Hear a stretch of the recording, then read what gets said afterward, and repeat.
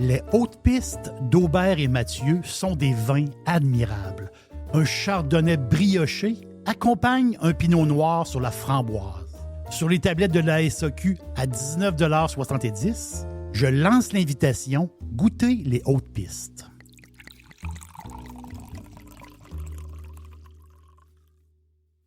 Dixili, c'est mon poulet frit préféré. Chez Dixili Charlebourg, vous allez être reçu par une équipe formidable. Le restaurant offre beaucoup d'espace à l'intérieur comme à l'extérieur avec son vaste stationnement.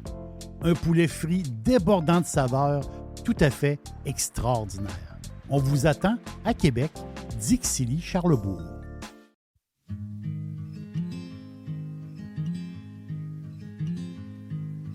Darling, you know that I want things to go our way.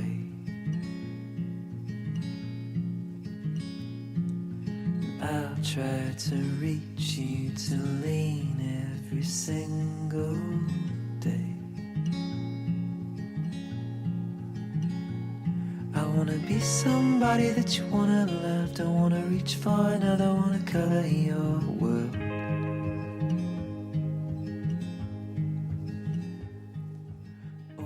C'est un pays situé au centre d'un continent. C'est un petit pays, un des plus boisés d'Europe. L'Autriche, pour ceux qui l'ont visité, est un pays magistral.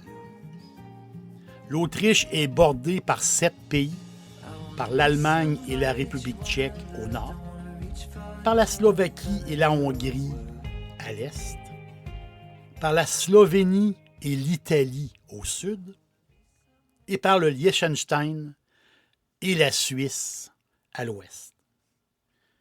80% du territoire autrichien, c'est les hautes montagnes et les territoires d'altitude, comme les préalpes ou les très très belles vallées. Mais 80% du pays, c'est montagnard. Donc, il reste 20% du pays. Ce 20%-là est à l'est, autour de la ville de Vienne. Magistrale, elle aussi, comme le pays. Vienne, une ville unique sur Terre. Donc, tout autour de Vienne, des grandes terres agricoles. Et pour les amateurs de vin comme nous, c'est là qu'on s'en va aujourd'hui. La viticulture est ancrée en Autriche depuis des millénaires. C'est les Celtes qui ont travaillé la vigne pour la première fois. Et aujourd'hui, les vignerons autrichiens, mais ils excellent.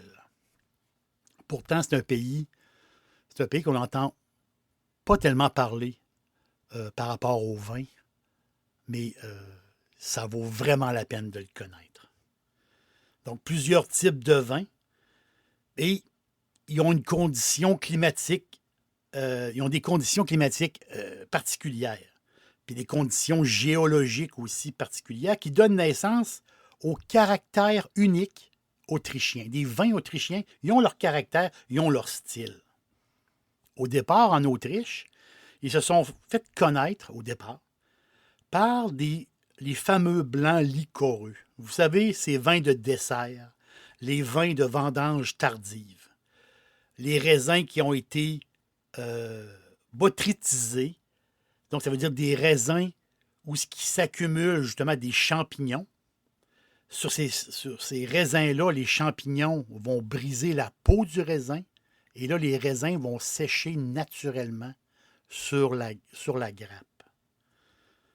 Mais pour que ça arrive, cette espèce de magie-là de la nature, bien, ça prend des matins brumeux, des matins très, très, très brumeux, très humides, pour ensuite avoir un gros changement de température dans la journée. Ensuite, les vents se lèvent et le soleil sort. Donc, le matin, c'est très brumeux, très humide, et après ça, les grappes vont sécher. Et c'est ça, cette magie de la nature, la magie, si on peut dire, des raisins qui ont été pourris, la pourriture noble, si on peut dire, bien, ça fait des vins liquoreux tout à fait extraordinaires. Parlez-en aux amateurs de Sauternes en France, les vins Sauternes. Donc, le fameux Château Yquem, qui est un vin liquoreux hors de prix. Peut-être un des plus grands vins au monde. Puis pour le foie gras, pour les desserts, pour les fromages, bien, je peux, à faible coût, on n'est pas au niveau d'un Yquem, mais trouver du bon vin à un bon prix. J'ai un Riesling autrichien ici, vendange tardive. Donc, justement, un vin de dessert qui va, on dit vin de dessert, qui va vous faire plaisir. Son nom, Nigel Riesling. Nigel. Nigel Riesling. Je pense qu'il va vous plaire. C'est une demi-bouteille, justement, avec à prix intéressant. On est sur l'abricot.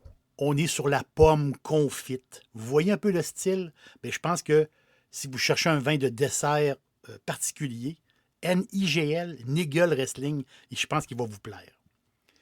Mais pour les vins réguliers, justement, ben, l'Autriche et les vins rouges, ben, c'est une association assez récente. Les trois principaux cépages pour le vin rouge, c'est le fameux Blaufränkisch. Blaufränkisch qui donne du jus extraordinaire, très discret au nez, mais en bouche, on va le dire, c'est élégant. C'est vraiment très, très élégant. Donc, les fans de Pinot Noir, pour la plupart, aiment beaucoup les Blaufränkisch. Le deuxième cépage se nomme Zweigelt. Z-W-E-I-G-E-L-T. Pardonnez-moi mon allemand. Zweigelt, c'est des vins issus... c'est du jus qui va donner un peu plus épicé. Ça prend un peu plus de doigté pour vinifier ce cépage-là. Mais quand c'est réussi, ça devient très, très soyeux. À la base, c'est un cépage rustique, mais quand c'est réussi, ça donne un cépage soyeux. Et le troisième, son nom s'appelle Saint-Laurent. C'est le troisième cépage rouge d'Autriche. Saint-Laurent, pour la plupart, c'est un cépage qui est associé, c'est pour faire des mix, c'est pour faire des montages. Donc, le Saint-Laurent qui donne du jus très dense, très fruité.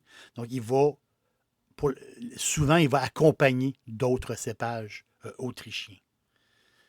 Il y a un vin autrichien que j'aime beaucoup, un rouge. Je pourrais dire un petit rouge. Un rouge, le rouge du vendredi soir, le rouge de l'apéro. Son nom, Pitti, P-I-T-T-I, Pitti, un drôle de nom. C'est le surnom du propriétaire, Gérard Pittnauer. Pittnauer et son amoureuse, qui s'appelle Brigitte. Donc, ce couple-là font vraiment du bon vin. Et moi, j'aime leur vin d'entrée de gamme qui s'appelle Pitti. C'est le surnom, justement, du vigneron. Je vous raconte son histoire rapidement. Suite au décès inattendu de son père, le jeune Gérard, il a pris les rênes du vignoble. Il avait à peine 18 ans quand son père est décédé. C'était un défi immense. Mais lui, il ne voulait pas faire comme son père. Il voulait innover, faire les choses différemment. Et là, ses voisins, ses amis, ils le voyaient un peu comme un avant-gardiste. C'est quelqu'un qui s'est inspiré de beaucoup de ce qui se faisait en France, justement par rapport à la conversion du vignoble en biodynamie. La biodynamie. Mais c'est une manière de faire le vin, mais en même temps, c'est une manière de voir les choses, une manière de penser. C'est un ensemble de pratiques pour la fabrication de vin d'une manière, on pourrait dire, naturelle. On va le dire comme ça. Donc, pas d'engrais, pas de pesticides, engrais chimiques, je parle, pas de pesticides. Le travail de la vigne va se faire selon des cycles lunaires. Vous voyez un peu le principe. Les plantes, les arbres, les animaux, tout ce qui est vivant, ben le principe de la biodynamie, tout ce qui est vivant aide la vigne. Donc, certains vignobles, on ne verrait pas des arbres au milieu d'un vignoble. Mais en biodynamie, oui. Pourquoi couper l'arbre? Il va aider justement à la nature. Donc, comme les animaux, les moutons qui vont brouter à travers le vignoble. Vous voyez un peu le style, moins d'intervention humaine. Mais cette philosophie-là a fait que Gérard et sa femme, ils ont réussi quelque chose de très bien. Il a été nommé 2 fois vigneron de l'année dans son pays.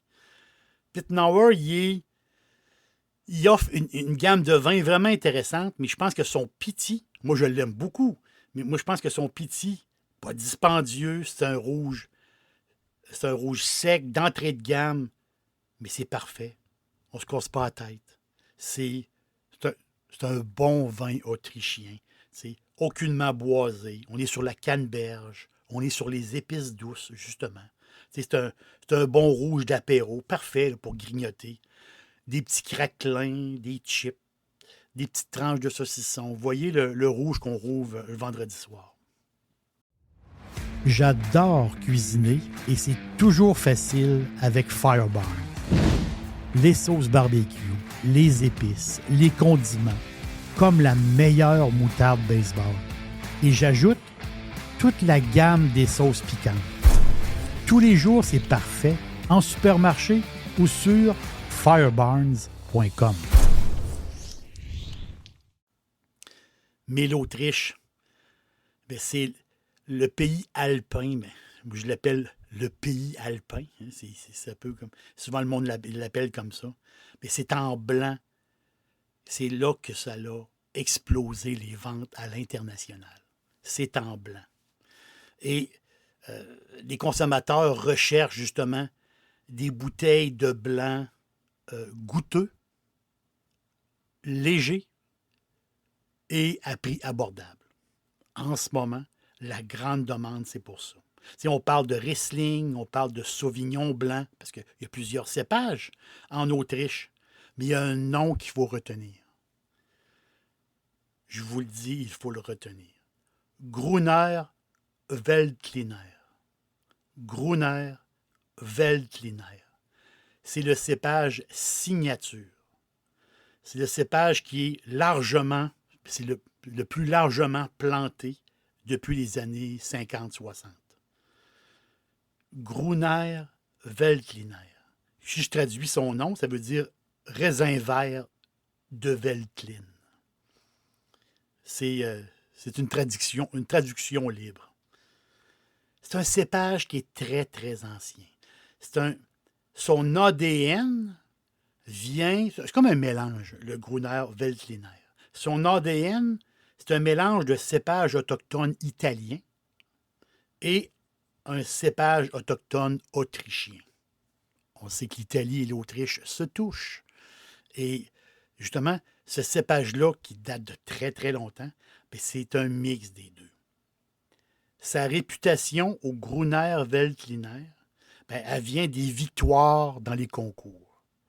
Les concours à l'aveugle, menés par des experts de vin. Imaginez, on coule du vin, les gens goûtent à l'aveugle, et le grand gagnant du concours, c'est un Gruner Veltliner. Mais c'est comme ça qu'il s'est fait connaître. C'est aussi simple que ça. Donc, on peut le dire aujourd'hui, c'était pas le cas il y a 20 ans, mais on peut le dire aujourd'hui que le Gruner Veltliner est au niveau des grands blancs de ce monde.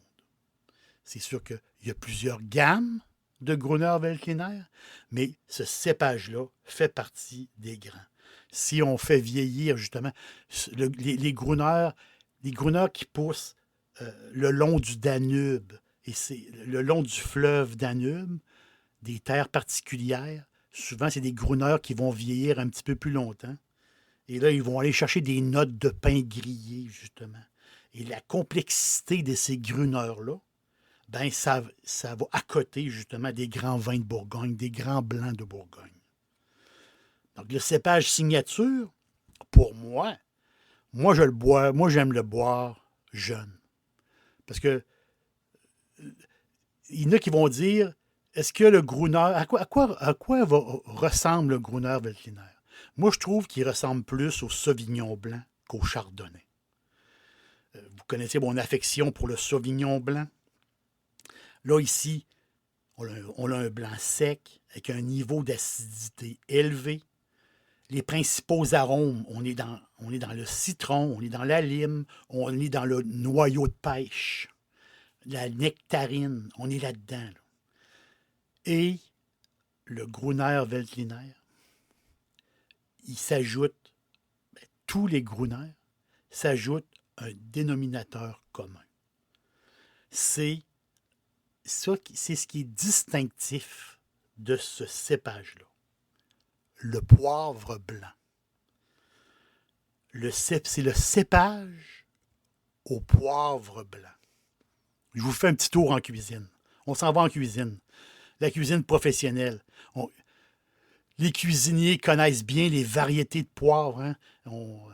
Le poivre, c'est une petite baie, c'est comme un petit fruit qui vient du poivrier.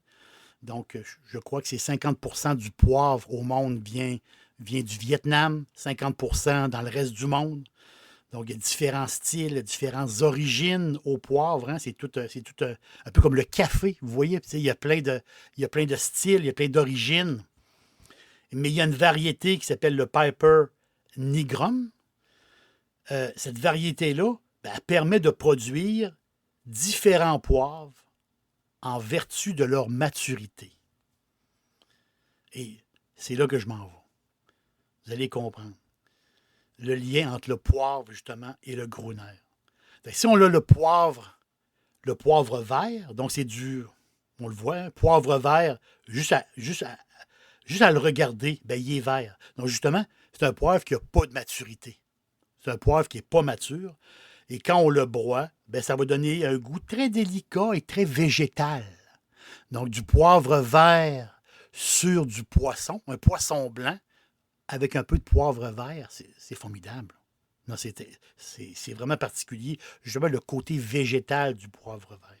Le poivre rouge, lui, c'est un poivre justement, où le fruit est très, très mûr. Donc, ça donne quoi? Ça donne des poivres intenses, des poivres plus piquants. C'est comme ça, le poivre rouge. Le poivre noir que tout le monde connaît, on l'adore, le poivre noir, vraiment. Les baies de poivre, les grains de poivre ont été séchés, un peu comme brûlés. Alors, anciennement, ils faisaient ça. Anciennement, quand c'est fait d'une manière artisanale, ils vont les faire sécher, justement, brûler, je peux dire, sécher, brûler au soleil. Mais aujourd'hui, c'est plus comme ça. Hein. C'est la grande... On en fait ça. Il s'en fait encore un peu. Mais là, on fait partie de la grande distribution. Donc, c'est séché, justement, d'une façon mécanique. Donc, ce poivre noir-là, c'est un poivre qui a été, justement, séché. Le poivre gris, c'est du poivre noir. Mais à la place d'être concassé ou broyé, lui, il va être vraiment comme une fine poudre. Tellement broyé que ça devenait comme une farine très, très, très légère. Donc, c'est ça qu'on appelle le poivre gris. Et c'est là l'histoire. Le poivre blanc. C'est du poivre où l'enveloppe externe a été enlevée. Donc, on garde juste l'intérieur. C'est ça qui est unique au Gruner. Justement, le côté subtil, discret. Le poivre blanc, c'est fantastique.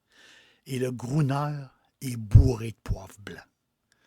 C'est un lien direct. C'est extraordinaire. Je vous le dis vraiment. C'est le vin poivre blanc. Est-ce que vous voulez goûter au ciel? Est-ce que vous êtes des amateurs de moules? Si vous êtes amateur de moules, achetez-vous un Gruner Veltliner et faites-vous des moules poulettes. Les moules, on peut les faire avec une multitude de recettes, mais la fameuse recette, une des fameuses recettes classiques des moules, les fameuses moules poulettes. Donc, vous faites cuire vos moules, justement, avec un peu d'eau puis un peu de vin. Et quand vos moules sont cuites, sont ouvertes, vous les enlevez, justement, et vous les décortiquez, et vous les laissez, justement, vous les laissez, vous les coupez, gardez une partie de la coquille avec la chair, et là, vous les placez toutes droites dans une assiette. Ils vont venir température pièce, c'est parfait.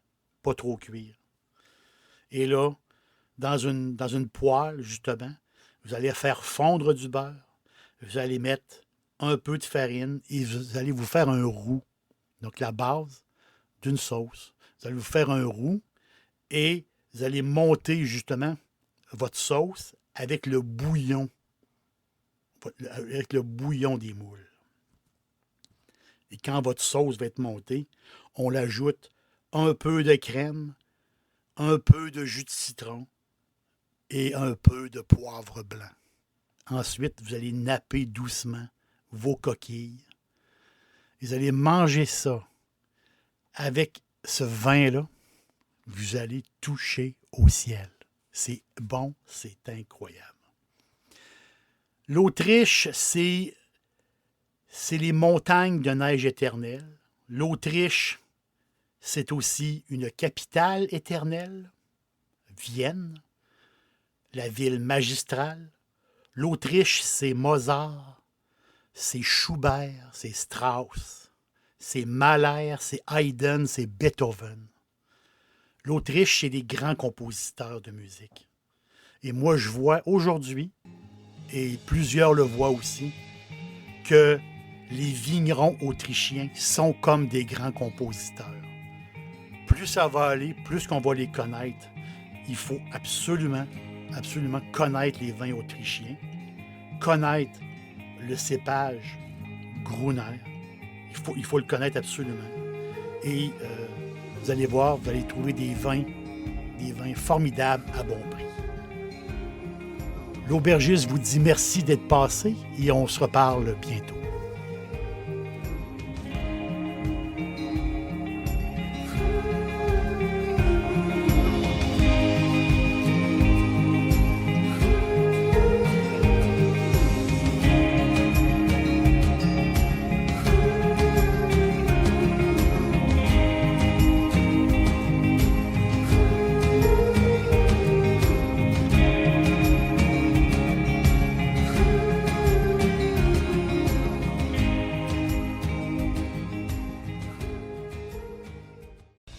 Pour me suivre au quotidien, sur Facebook et Instagram, recherchez Jerry l'aubergiste.